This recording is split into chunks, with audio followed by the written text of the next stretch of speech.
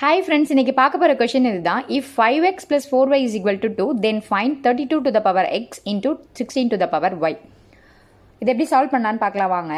32 to the power x into 16 to the power y இதுதான் கேட்டிருக்காங்க. இப்போ 32 நம்ம 2 power 5ன்னு எழுதலாமா?